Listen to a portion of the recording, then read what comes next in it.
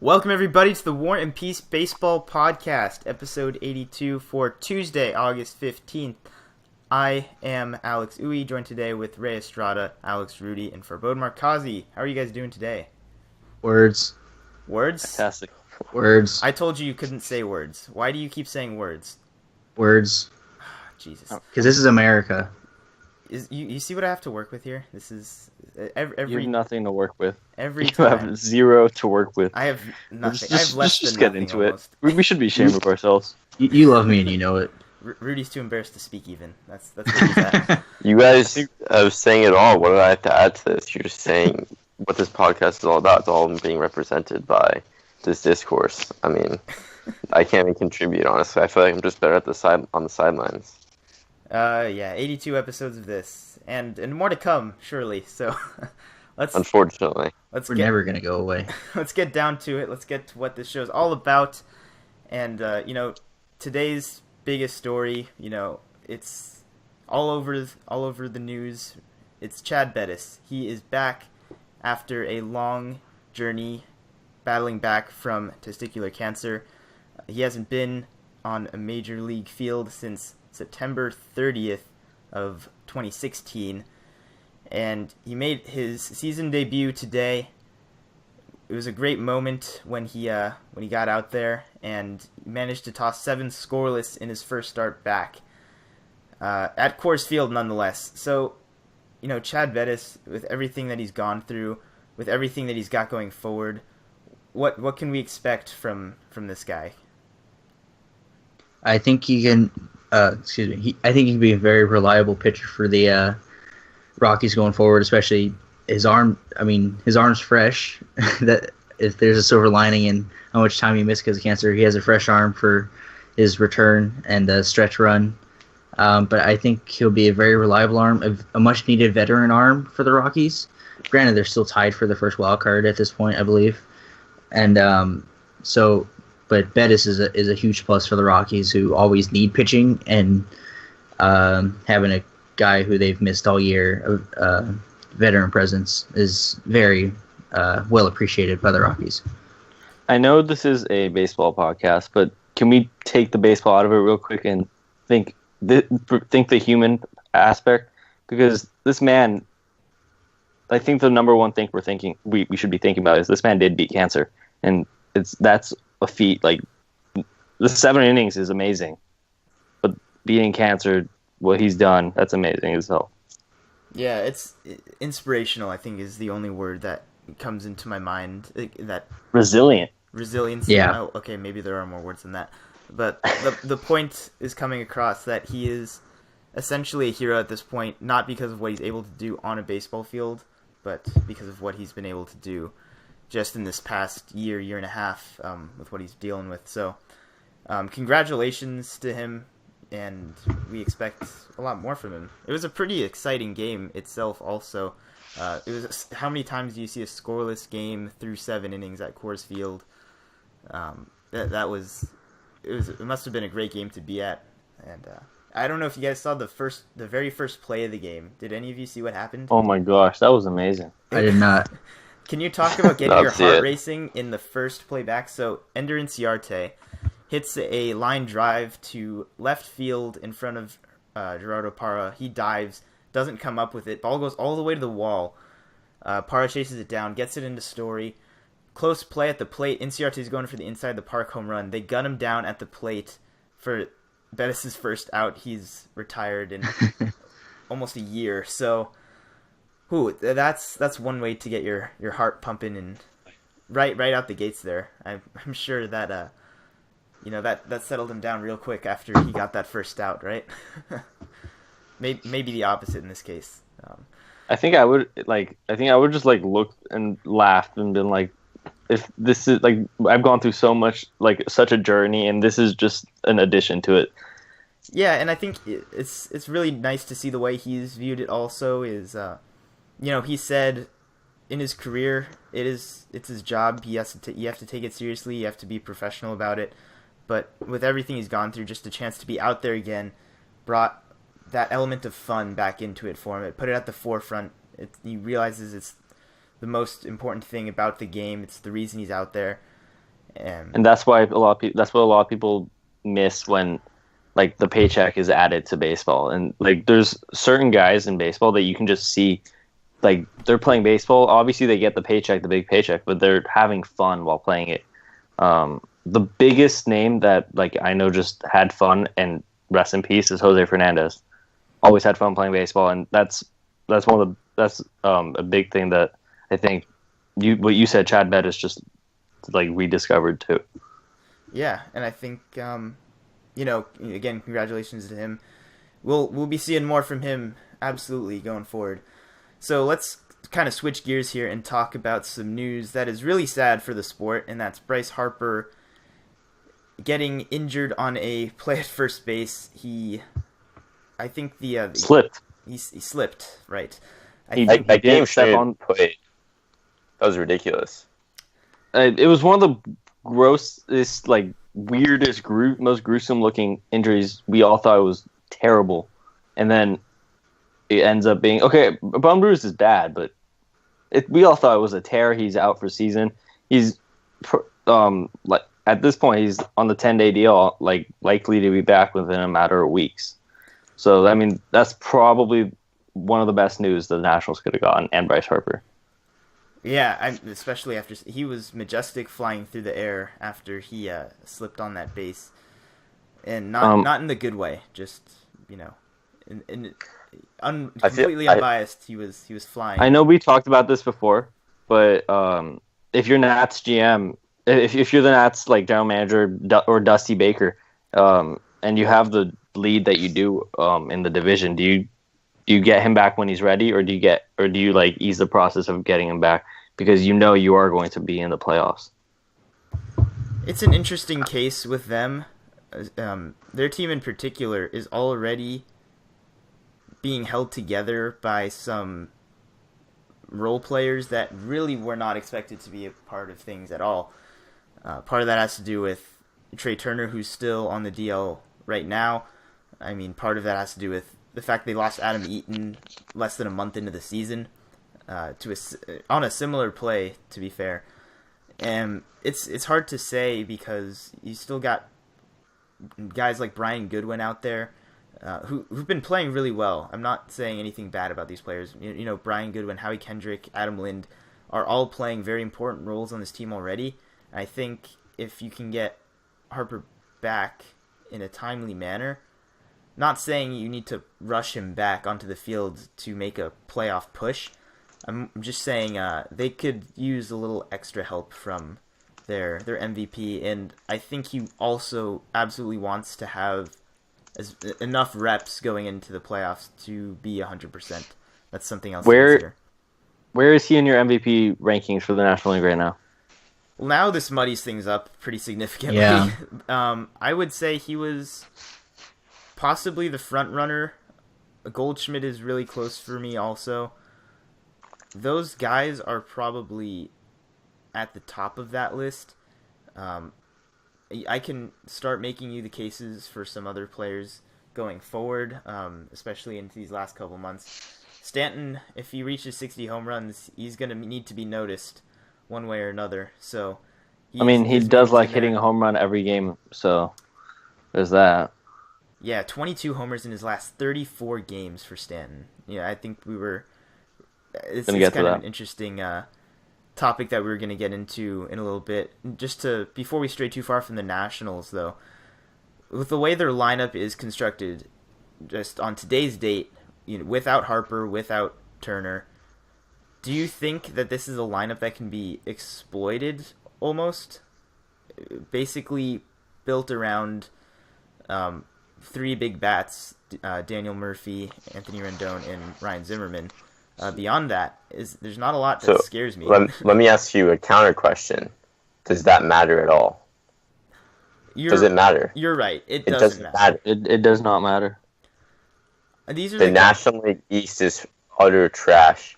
They still have a great rotation. Their bullpen is fine now. I mean, it's nothing like that like strikes fear in the heart of the other team, but you can get by with it. I mean, the offense is definitely significantly worse with Worth, Eaton, and Harper all on the DLs, all starters when healthy. But I don't really think it makes any difference in the long term. And Harper has no ligament damage, which I don't understand how that's possible. I mean, that injury looked as clear as day that was going to be a ligament tear. He got really lucky. So as long as he's back within a reasonable time, like, I don't think it makes any difference. But Yeah. to me, the biggest thing is that the MLB let that game even like go on when it was pouring rain, and like it was clearly not safe to run the bases because he hits it in stride and just slips. Like, it's the MLB's fault. I mean, they're costing themselves millions of dollars, especially if he would have had a long-term injury. I mean, that would have been a huge blow to baseball this year, even larger than Trout missing that month. So, just because it would be the rest of the season in the playoffs, and possibly most of a good portion of next season to the most marketable player in baseball. So they really have to. If I ran the Nationals, I would be fuming at the MLB to win that game, keep on playing. I think it's easy to blame the MLB and blaming everything that's happened on, the higher ups, so to speak, but MLB is in a really tricky spot when it comes to scheduling and when it comes to weather. They have a lot Just of don't play the game. It was a meaningless game. I understand that they had a doubleheader the next day and that they couldn't make it up this game, but like it didn't matter. Just have the two teams play 161 games. It won't affect either team. Like, I was watching MLB Network like right after this, and they were talking about the bases. And I know we've talked about bases, but they brought up the example of Mark Teixeira, who said he, for his own safety, said that he's had to like be careful on rainy days when just playing for a space, because the base in itself is like slippery and I don't know like what I don't know if they should have like not played the game, because Rudy, you're right, it is a meaningless game, but I mean there's other parts of the game you could look at. It's a scheduling nightmare too, I think, more than anything. I think these teams would have wanted to play the game if it meant they had to reschedule on their one off day in some random day in middle of September, because it would have been played. Yeah. Yes. Yeah, I think that's enough about Harper. Let's go ahead and move into completely different beast right here. We're talking AL East. It is time. We're going to get down and dirty with it. We're going to get into the nitty-gritty. And we're going to talk about, first of all, the Red Sox-Yankees series that happened this past weekend. Sunday was a rough day for Yankees fans everywhere. I'm still trying to get over it. I'm really conflicted right now because Rafael Devers hit a 15 acquisitions. Oh, shut up! He hit an opposite field homer off of a 130-mile-an-hour Aroldis Chapman fastball to tie the game on Sunday, and followed it up with a 2-homer performance today on Monday.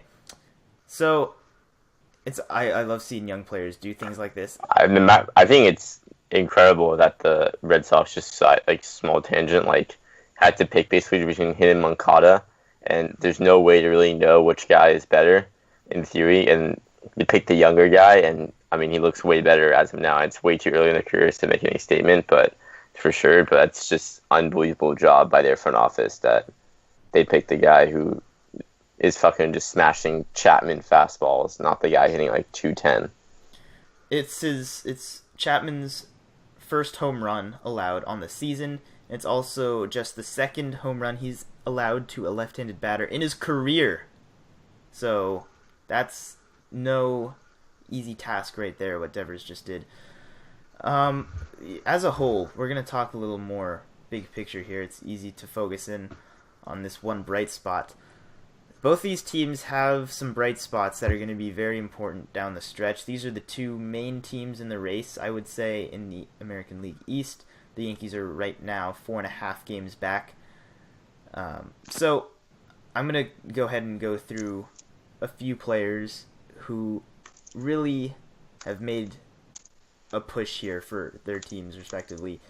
Another young player for the Red Sox, another rookie for the Red Sox, Andrew Benintendi, has been quietly amassing really impressive numbers on the season, kind of under the shadow of Aaron Judge, but he's actually starting to hit for some power as of late. Had a 2-home run game in this series as well.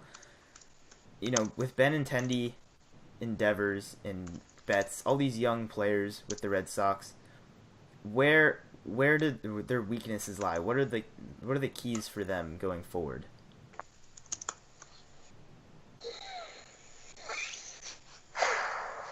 So true. I love how everyone just speaks up at the same time. I asked a way too difficult a question, I apparently. think I don't really know them that closely to know exactly their like exact swing compositions and what pitchers try to adjust to them and go after them with.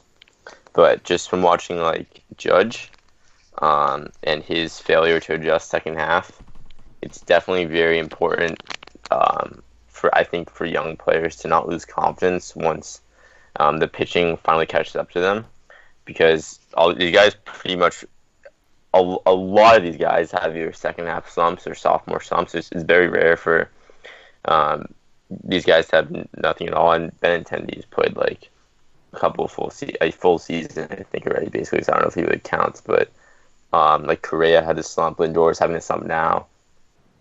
And it's tough I think it's tough to stay confident in baseball. Baseball is a really mental sport. And especially when you're on the hot spot, what TV, and Devers is 20 years old, so I can't imagine being able to handle that. I mean, I'm about to be 20 years old. I couldn't imagine fucking playing for Boston Red Sox, playing up third base right now and hitting overall this Chapman fastball. Like, no way. But just from watching Judge and Sanchez, that's who I know the most. Like, you have two options, which is Judge is sticking to his approach, and he isn't getting the results that he got the first half, but honestly his first half results were not sustainable. He's still hitting home runs at a decent clip, and he's still walking at a good clip. So I think he'll honestly just shoot back up, because he'll eventually adjust to the pitching, whereas Sanchez, he's always been a free swing guy, and his home run stats, like Judge, are still on pace, but you can just see like pitchers are way, way, way more confident against him than I think they were before, because he just chases the breaking ball so easily. And if you're a pitcher who has reliable off speed, he has no chance. So for these guys, I mean, I think it's just you have to be able to adjust, but just stay confident. I know anyone can say that, but I think those words are as true as any advice gets in baseball, to be honest. Yeah, I'd have to agree with you there. The young talent for both these teams is really impressive so far. Obviously, really variable factors, but perhaps nothing more variable than the pitching for these two clubs. Beyond Chris Sale, arguably on the Red Sox, their rotation could use some work to get pieced together. The Yankees have some question marks in there, even with all the trade deadline acquisitions they made. It's really difficult to decide where to even turn here if you're the Red Sox. Drew Pomeranz looks like their second best starter right now, perhaps. They still have Rick Porcello, who gives up a lot of runs, but still throws, every fifth day and gives them quality starts a lot of the time. It's a really tricky situation. David Price is still on the DL for them. Where's the success in the rotation going to come from for the Red Sox beyond Chris Sale? If they're going to need more than Chris Sale. I think when you look at it, it's just you need guys to step up. Obviously, like that's thanks, Captain Obvious. But like Rick Porcello, we saw what he did last year. Cy Young obviously wasn't a great year, but he was still at a pretty solid year. They need him to step up. Like just Pomeranz has been solid. Chris Sale has had one of the better seasons just overall. That's an understatement. Is he no, like I think I may have cut out, but is he your front runner for Cy Young? Easy? No, or, him and Corey Kluber are really close. A lot closer than people think, I would say. I agree with that 100%, honestly. I think It's not like as incredible and flashy as Sale is. It's like it is not a one-horse race by any means. Yeah, Kluber is definitely the dark horse still at this point, but come September, it might be very different. Kluber's struck out 8 or more batters in his last 14 games. That's kind of ridiculous. You know, we talked about Sale's streak earlier in the year, which was equally as ridiculous. So it's hard to say. It's not what matters though down the stretch. It's not what matters to the Red Sox. It's not what matters to Sale even at this point. I'm sure he just wants to get to the playoffs more than anything right now. But once you get to the playoffs, right now, if the playoffs started now, it'd be them in Game 1 against each other. It'd be Indians, Red Sox. Yeah, but that's one game. I mean, we're not really gonna say that you can predict who would win. No, I'm not saying that's the Cy. I'm not saying that's the Cy. Which one would you take in a wild card? I would take Sale or Kluber.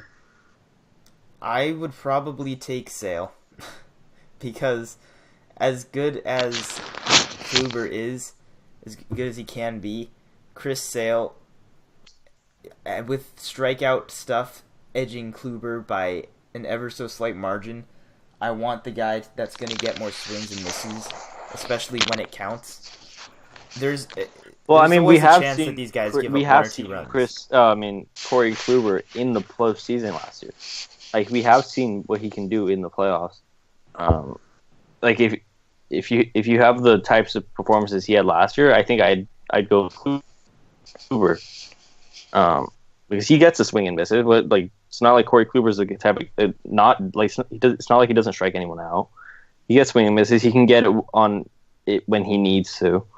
I don't know. I think that question's neck and neck too. Yeah, I think there's no wrong answer. I'm not offended by you saying the opposite pitcher there. You know, so the Red Sox, obviously, if you got Doug Fister throwing for you every fifth day, you're gonna have problems. But hopefully, these problems work themselves out, and we have a good race going down the stretch here between at least these two teams. You know, Baltimore, Tampa Bay, and Toronto are not far behind in the wild card anyway. To be fair, like literally, it feels like the entire AL is like in the wild card race. Yeah, with the exception of two teams. Like the Oakland. White Sox and Oakland is it. I think the only teams that have no chance. The Tigers are out. Yeah, the Tigers too. And the thing about it is, like, if the Rangers and the Tigers really want to this season, like, they definitely could chase the second spot. Like, if that was their goal. Mm-hmm. Like, they were close enough. Like, they decided against it, but, like, they could have. Yeah, but, with the AL East in particular, we've seen Baltimore swinging really hot bats recently. They've took it to Oakland and scored.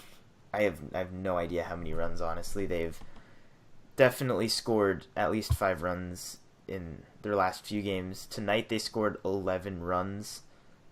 That's, okay, so tonight they scored 11 runs. Yesterday they scored, they only got 3 runs actually. That was the one day that I look at that wasn't very impressive for them. But they put up 12 the day before that. Like, this team is one that really relies on their offense that hasn't been getting the job done. And now it's getting the job done. They're 1 game under 500 as of right now, I believe. So, the Orioles have any, silver lining, any chance of making a push here for the wild card? Like, what's going to be the deciding factor for them? Fuck no. If anything. Just no. You're just not having it. If Manny Machado turns into Becomes the Manny Alex Machado. Rodriguez that he was supposed to be when he was 18, then yes, they'd have a shot. But that won't happen, even though he's super hot right now for the first time all season. And I feel sorry for all Orioles fans because you guys are just fucked. And this just sucks. No love for sucks. them. There's no hope I mean, for them. you can see even though they're 1 game under 500. You can see their attitude. Like if you go like I know we base a lot of our opinions on Reddit, but if you listen to Reddit fans, Reddit Oriole fans, like they're so depressed. Like they're not having that bad of a season. They made the playoffs 3 or 4 years in a row, but they're absolutely deflated. They hate their team. That just says it all. I feel like I'm sure if you ask them, they would say no. There's no shot. They have no confidence in their team at all. What about Tampa Bay, who's hanging right around the same spot? I would give the Rays a better chance than the Orioles. I think the Rays are built to be more consistent. then the Orioles. I think the only way the Orioles get in is if they just absolutely bash their way through September, and then that's not how you win. I think that they're built to like sustain any type of thing once the offense kind of comes back down to earth a little bit. I think the Rays, they're struggling right now. They lost 4 straight, 8 of the last 10, but they've shown flashes of being good this year. And the thing about September is that it's a lot of division games. Not saying they're gonna go up and win the division, but I think bottom line they're better built, better pitching than the Orioles. So I think the Rays, even though they're a half game behind them now, I think the Rays have a better chance to get that second wild card spot than the Orioles do. And I'm going to be a little bit bold here and say that the Toronto Blue Jays, in my opinion, have a better chance to make this wild card game than most people think. I think they have, with some of these other teams, it looks difficult to leapfrog. I think Toronto could make an honest push at this wild card spot in knocking out. As long as Aaron Sanchez doesn't get another 15 blisters. Yeah, and I think the reason is because their pitching staff really has underperformed or has been unhealthy, and now things look like they're turning around. J. Happ is healthy. Marco Estrada has bounced back his last couple starts. Those are really important arms for them. Josh Donaldson is back and healthy. He's an MVP caliber player still when healthy. He's been showing it lately, homering basically every game for them. And they still have enough, in my opinion, to support, on the field. Justin Smoke has been unbelievable this year. No idea where that's coming from. They have guys that know how to get the job done on the field still. And I think they can really, there's 1, 2, 3, 4, 5, 6, 7 teams in front of them that have to leapfrog. I think they have a better chance than almost all of them here. Let's go ahead and talk about one of these. The team that currently holds the second wild card right now. Farbode, don't get too excited here. The Angels currently have sole possession of the second wild card spot. They had a fantastic series against Seattle, as you well know. That was so much fun. I think they were all 3 come from behind victories. Am I right? Or yeah. Was it 2 of 3? Yeah. It was a 4-game sweep, wasn't it? It was a 4-game sweep. I think 3 of them were come from behind victories, if I'm not mistaken. So, that's Angels been the fans, Angels all year. Angels fans riding high right now. The Angels look invincible because they've got Mike Trout, and he's their Lord and Savior. Is that going to be enough for them? Are they going to be able to hold down this wild card spot? You think, or are they going to get leapfrogged real quick? I'm going to interrupt for Bode because I just have to ask. Before I even start talking, their projected starting rotation like?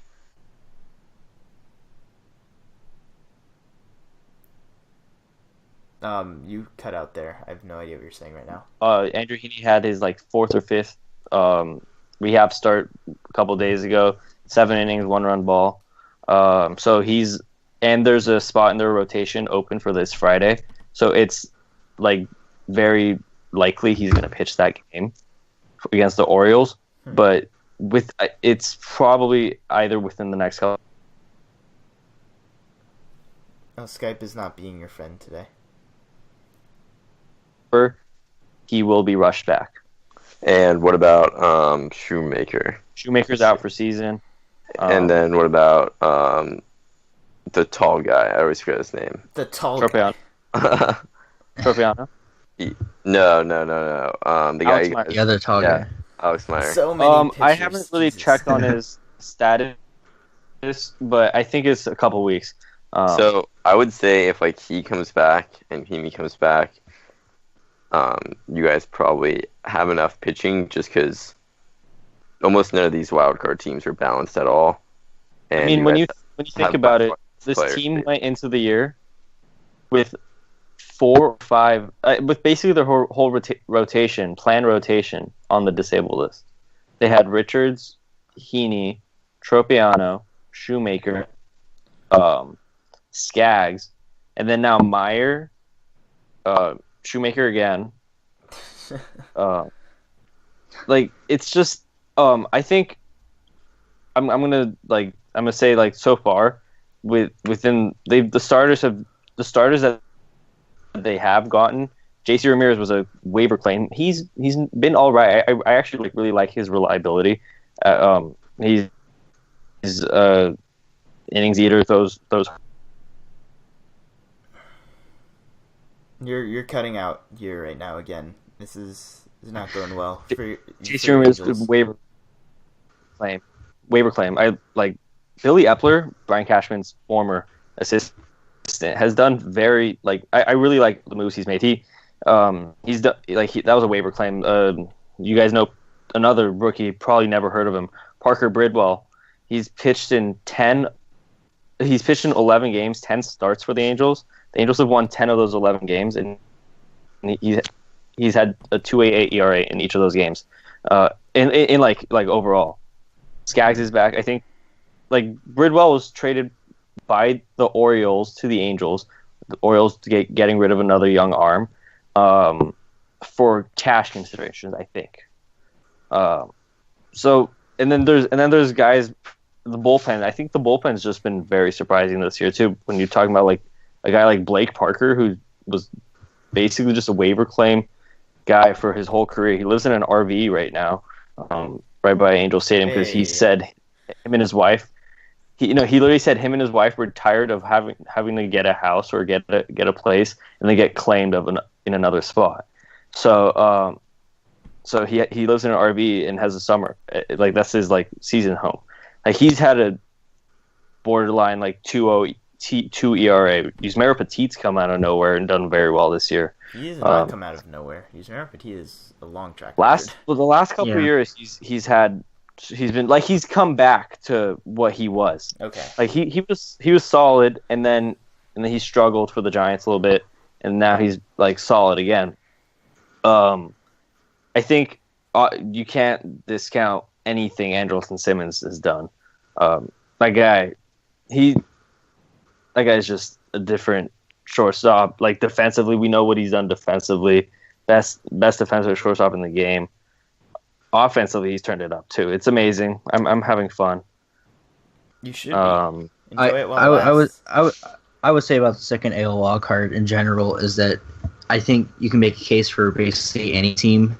He said even as far down as Toronto. I think it's just going to be timing. It's all about getting hot at the right time, especially for this second AL wildcard. I think is you look at all these teams; they've all had streaks. The Twins are hot right now. Angels are hot right now. But Kansas City was up there when they got hot. Tampa Bay's been hot.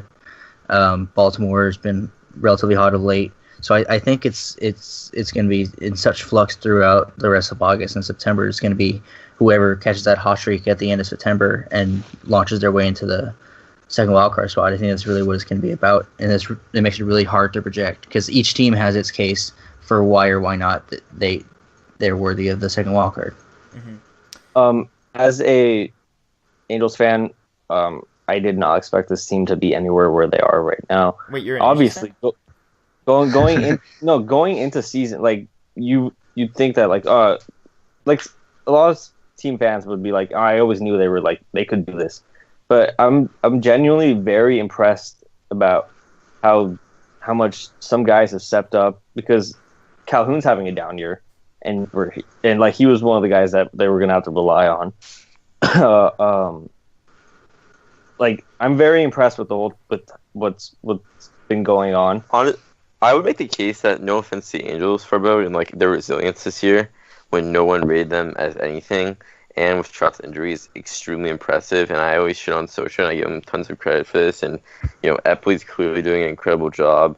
But I think it really demonstrates that, the AL past the Indians, the Red Sox, the Yankees, and the Astros is, very just mediocre beyond belief. Because, you really wouldn't expect in most I don't expect the Angels to be them this to strong. Go anywhere.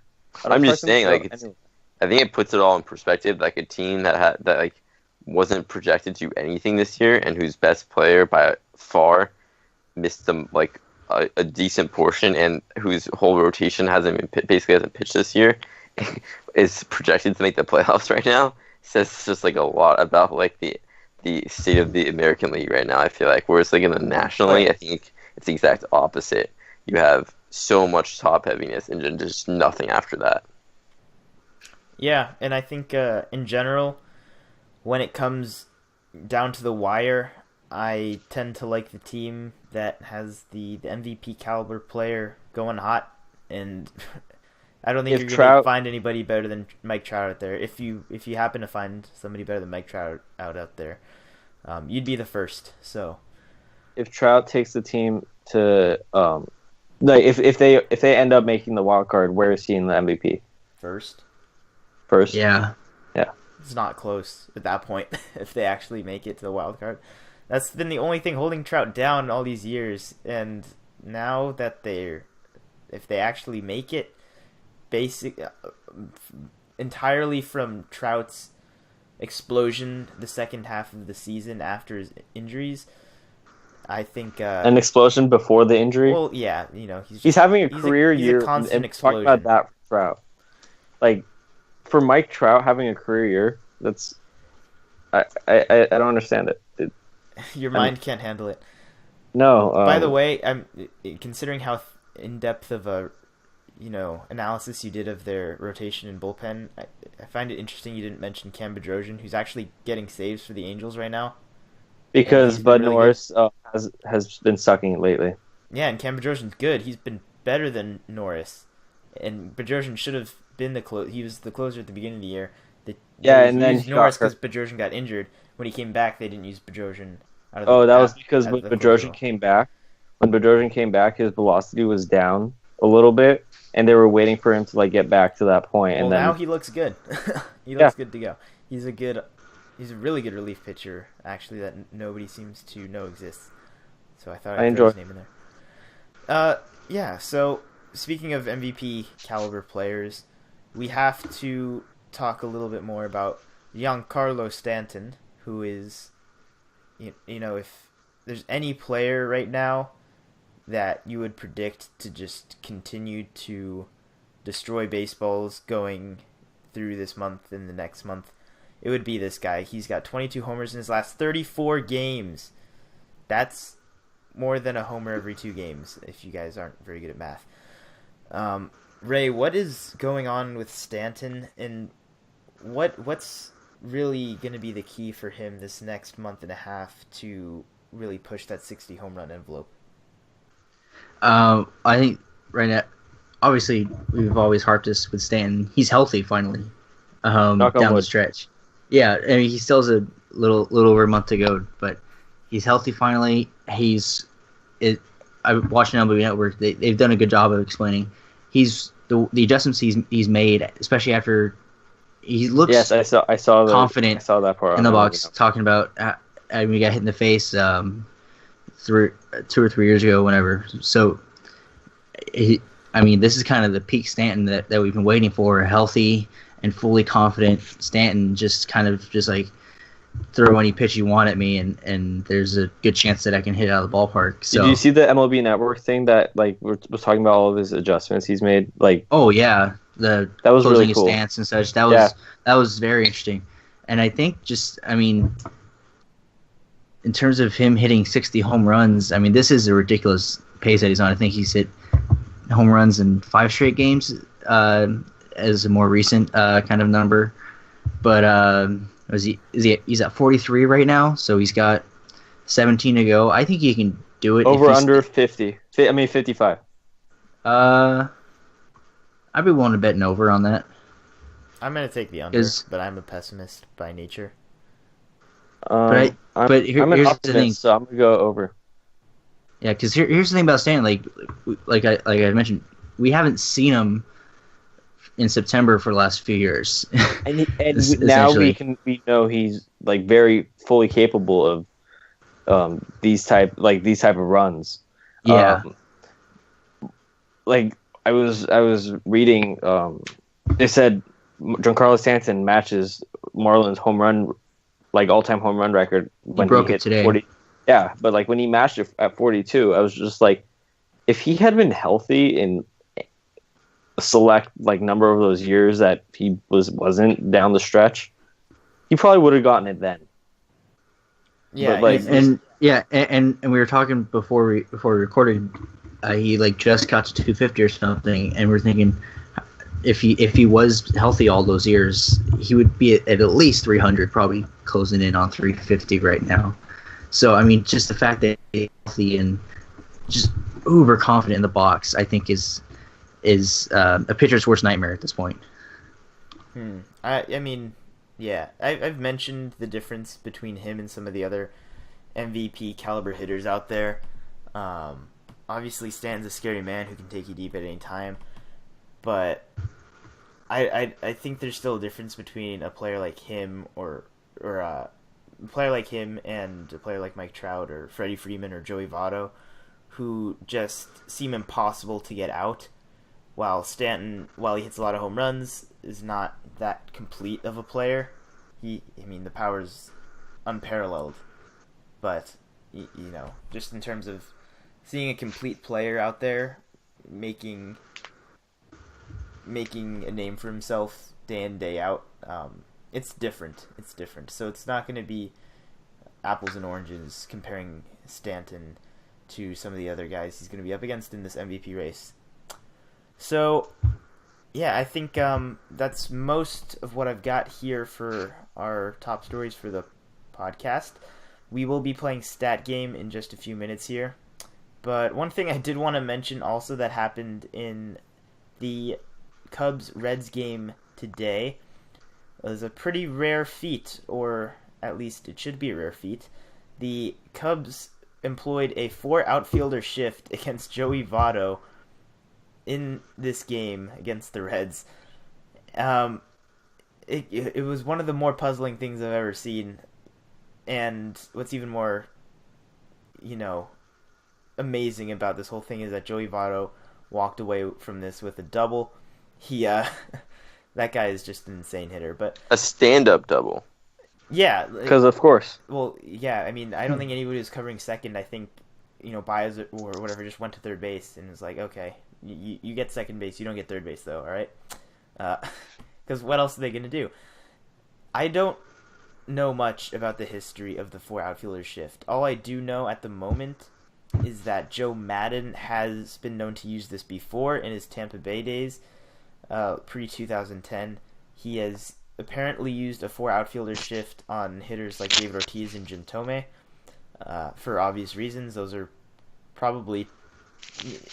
David Ortiz, in my mind, is just one of the most obvious names associated with the shift in recent memory. Jim Thome is kind of the same way. So players like that doesn't surprise me so much. And the psychology of it is just what gets to me the most. Just trying to dig into what they're really trying to do by placing an outfielder in all the gaps, basically, in the outfield. Basically telling the hitter, don't hit anything in the air, we will catch it. Especially in this day and age where everybody's trying to hit the ball in the air. Joey Votto manages to hit a double down the first baseline, which would have been a double no matter how they were oriented, by the way. I'm just enamored by how peculiar this is, and I hope it's not the last time we see it, because I'd like a bigger sample size to work with in terms of analyzing it. So we'll see if Joe Madden decides to use it anymore going forward. His success rate so far doesn't seem to be very good with Votto anyway, but that might not stop him. We might see more of it. Did you guys happen to see it or have any opinions on it? Yeah, it was odd because Chris Bryant went from third to the outfield for that, and they just stuck him in left center field. It wasn't like because I've played like over line and stuff, or like scrimmages where there's 4 outfielders, and it's like left center, right center, and then the left fielder and right fielders can work more corner. This was just they threw a guy in the left center gap. Everybody else plays straight up. That was odd. Yes. Well, I mean, not really. There was nobody playing straightaway center field. That's very Joey Votto. Yeah, very, very Joey Votto indeed. They're trying all kinds of weird magic tricks to get him out, and they just can't seem to do it. He is on some kind of different level when it comes to hitting psychology and hitting mind tricks, apparently. So yeah, that's all of the main stories that I wanted to share today. Let's go ahead and play a nice wholesome game of Stat Game. This time we'll be led by Alex Rudy, I believe. You got us covered for today, is that right? Nice. Awesome. Why don't you go ahead and get us started then? Be prepared for my wild ride of statistics and fun. Statistics. It's going to be an experience of a lifetime. First, on today's menu, we have the slowest base runner in the MLB. Albert Pujols. You're incorrect. What? He is 9. Farbode refuses to accept that answer. No. In fact, he's significantly faster than the number 1 guy on this, according to this metric. That's bull. There's no way. Is Jose Molina still a thing? No, but that should be just the answer, like, permanently. I'll give you, like, a tiebreaker, possibly, for that answer. Gotta be a catcher. Depending on how this game turns out. Okay. Right.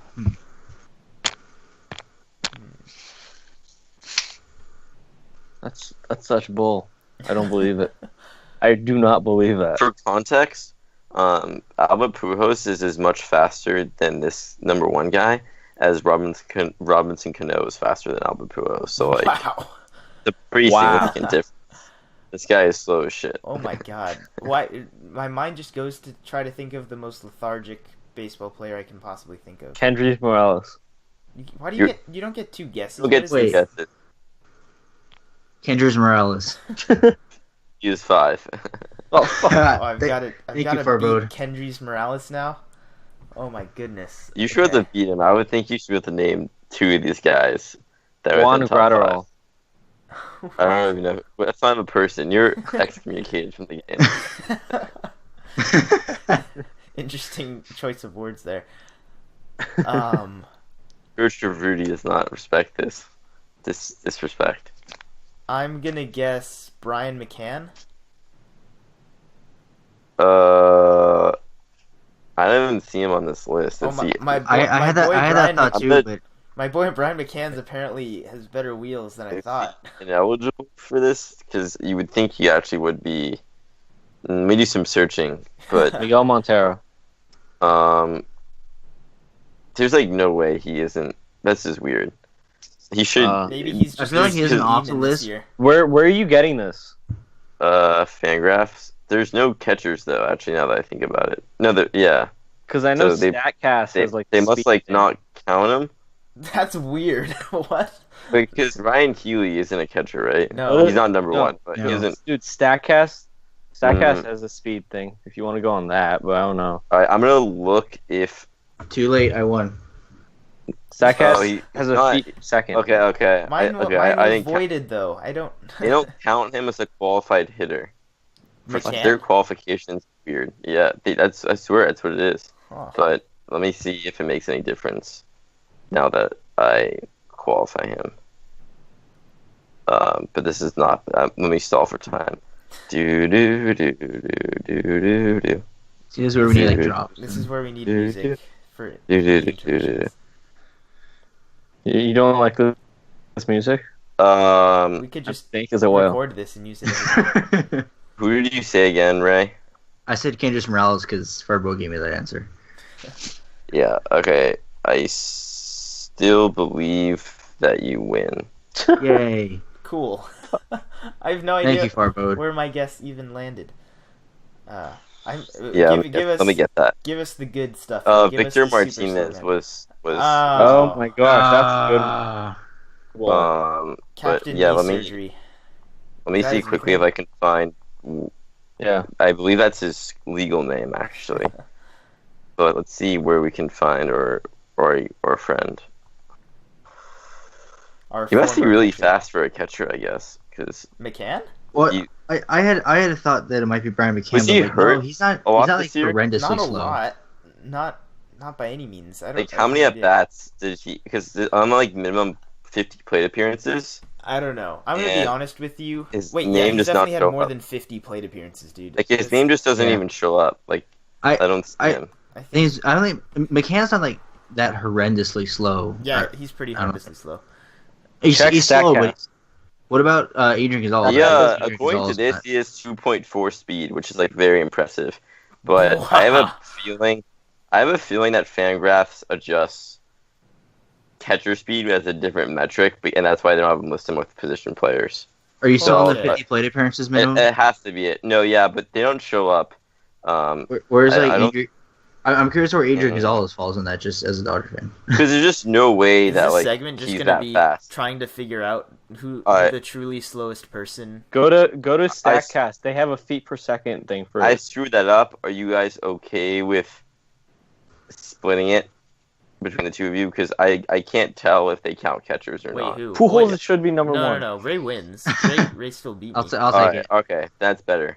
No, I'll So take it. Yeah, my apologies. I didn't really look to see if they counted catchers or not, but it doesn't look like they count catchers because Brian McCann has like for context, like they have him with like the same speed as like I'm just trying to find a guy with like a similar number, like Ryan great Zimmerman. I guess content, that's by the way. possible. Okay, yeah, like Ryan Zimmerman. I Alright. guess that's possible. You know, if we Let's do move on. find any more Next answers stat, on this, next we'll let stat. you know eventually. Ray wins. Okay. All right, most Yeah. sacrifice flies. This I will not fuck up. I promise. Jed Are you Jerko. sure? Most he's sacrifice eight. flies. He's He's 8th. tied for eighth. But he's tied for fifth, really. Joe. Simmons. Also tied for fifth. Ooh. Nice. Wow, that's weird. You guys Pujols. did dude. Why are you just guessing everybody? You guys figured this out really fast, though, too. I don't understand how you Yeah, picked you those guys two cheat. Well, no. You guys For definitely context, cheat. Nah, I knew Jed Jerko led the Cardinals in sack flies, And I that's know as far Andrew as I know about Simmons sack just flies. got like 3 against the Mariners. So What is I Well, figured he what is this knowledge?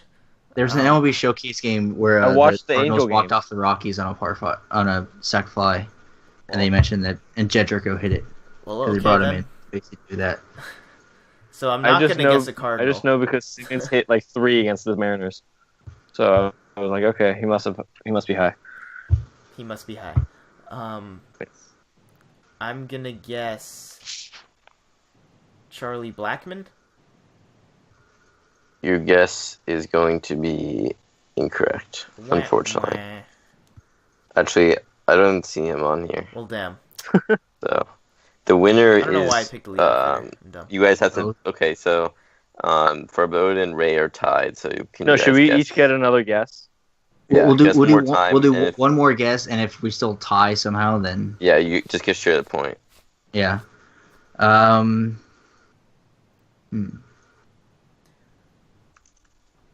Justin Turner. He is not higher than Damn it. Jericho. Oh, like is he on the list though, or is he not there? Yeah, he's 10th. He's Okay. Close. I suck. He's at one. this. He was one less than him. Oh, okay. Nelson Cruz. He's also tied for 5th. So I don't know if that So- counts as winning. No, I no, don't know. no. Tie? Yeah, no. No. Farbode gets that point. Yeah. Farbode. Okay, by like a slight default victory. Farbode. No, gets it the didn't. point. It didn't have to be higher than our previous guesses. It was just Oh, okay. next guess whoever is better. Sure. Awesome. Let's go with that. Sure. Josh Reddick leads the majors with 10. For anyone who was wondering. Well, that's Alright, something. okay. That's the. All right. That's a Most- smaller number than I thought would be leading that I mean, category. that's 10 RBI though, just from sack flies. That's Yeah. pretty high number. Most home runs per 9 in the majors, and Pitchers. this is like starting pitchers pretty much. Wait, home runs per 9? Home runs per 9. Yeah. Home run to fly ball, or do you have home runs per 9 on there? You told us. Oh, home runs per sorry. fly ball. No, Actually, and then if home we're run- going by what you wrote in our prepared document, No. it's how many hit by Hit pitches batters. per fly ball. Yeah. Yeah. I don't have that available. I mean, I can do home runs per. I'm sure fly we could ball. actually do hit batters for Yes. fly ball. If you Let's just really do wanted home runs Wait. per 9. Home runs per 9 is that the stat that you have in front of you right now? Yeah, Okay, we'll do home runs per 9. I believe so. to. Okay. Who knows at this point, honestly. For all you guys know, I don't even have any stats in front of me. I'm just naming random guys. Oh, well, that's I don't know how to feel about that. As for a guess, I'll say Marco Estrada. Marco Estrada is 19th. Mm. Mm, Tasty. I'm gonna go with Ricky Nolasco. Ricky. Ricky Nolasco is third. Nice. I have a feeling I know who another one is. Two home runs every inning, so he basically gives up a home run every start. Yeah, he does. Well, that's he really does. Actually, actually, if he only gives up one, that's a good start. I'm actually thoroughly impressed. Oh man. Opponents have. What? I'm just thinking, like, it's maybe I'll go with Rick Porcello. How about it? He's a solid ninth, unfortunately. Solid 9. I made the top 10. Good. John Lackey leads the majors. Wowza. Really? And then Derek Holland. I feel like I should have known that John Lackey. Lackey gave up a lot of home runs. And then some guy named Ariel Miranda's fourth, but I was gonna guess him, or Nolasco because they just played him, and I think there's like in home runs given up together. Mike Fiers is surprisingly only fifth. Fires. Okay. Mike Fires. Why are you surprised so much? That's a throwback, really. I haven't heard one that good in a while. All right, moving on to slowest curveball velocity by like an eligible pitcher. It's really the slow theme today, huh? I'm a slow guy. Okay. Whatever that means. Is Jared Weaver eligible? I was gonna say I don't think he is. I don't think so because I don't see him in the top like 25. That's it. I think his fastball. It's actually his fastball. Yeah, I say his fastball doesn't qualify for this category. They blend together. One of these guys has a fastball. It's clocked at 80 as its average velocity. Is it Bartolo? No, I've never heard of fastball one. I'm not talking about curveballs. I know he doesn't throw the curveballs. Can I guess? Drew Pomeranz. Not within the top like 20. My guess is Jared Eichhoff. Not in the top 20. Well, damn.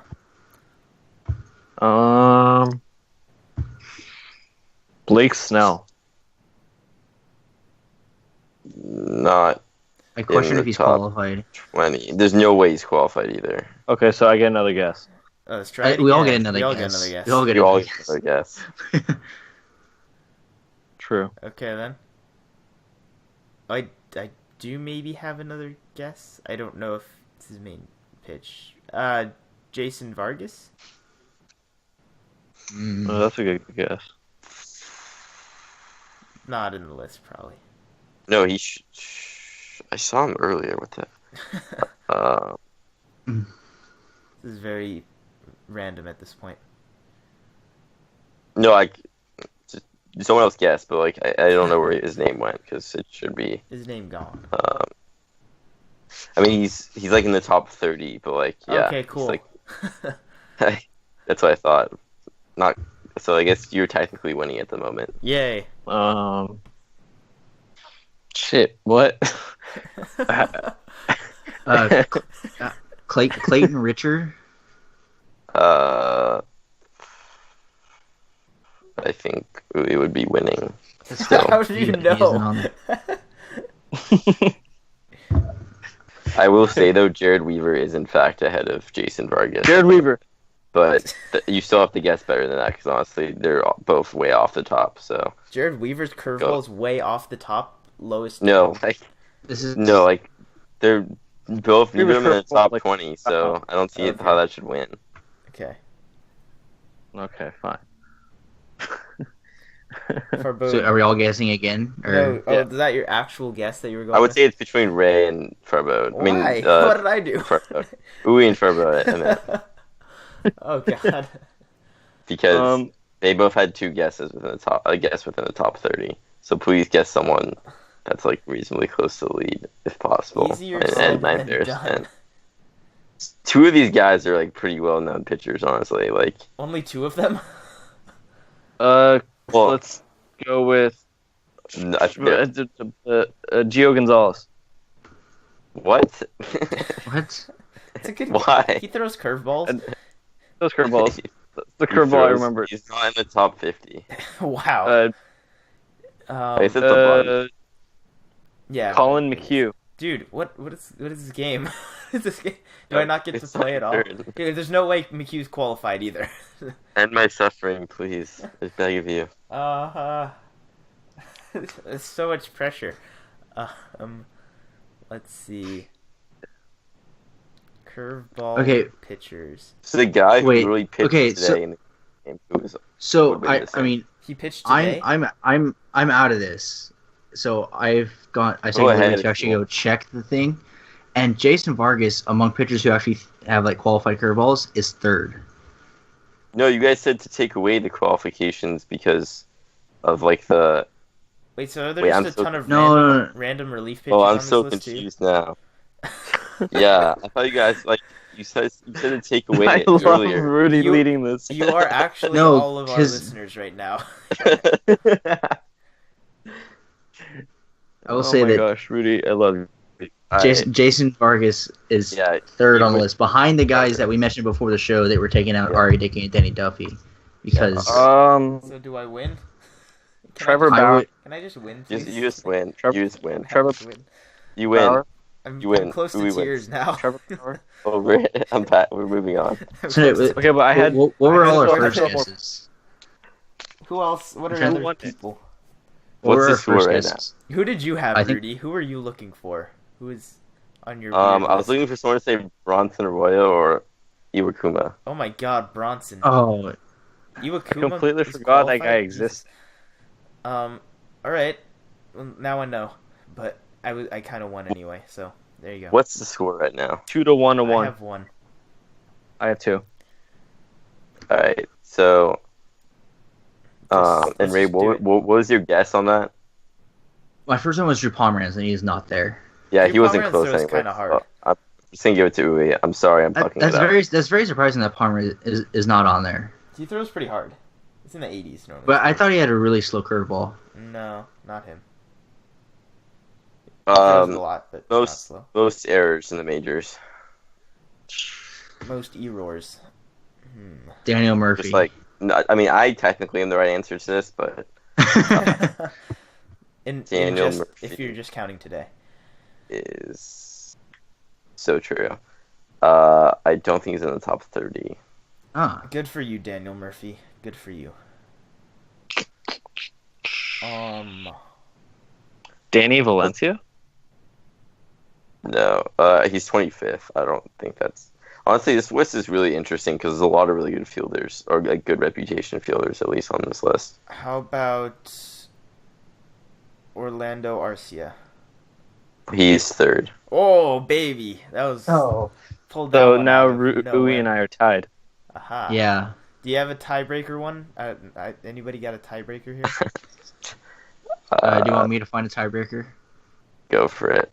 You You got guys one. want to know who's number one? Rudy's gonna curl up in a ball. Yeah, Sure. sure.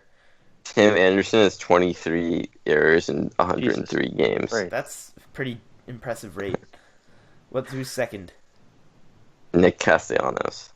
Oh, I wouldn't have expected that. There's a lot of shortstops Okay. on this list. It's mostly I like have shortstops and third baseman. I have a Well, throwing tiebreaker. errors. So Okay. okay, Uh-huh. what you got? Highest BABIP among pitchers. Like, who gives up the highest BABIP? Oh. Oh, so who's been the most unlucky, More or less. batting average wise? Okay. Mm-hmm. Oh, I'm gonna say Rick Porcello. 8th. I was gonna say that. Aha, I beat you too much. But you're probably gonna beat Well, me. now I have to think of another one, bro. Aha. I don't know.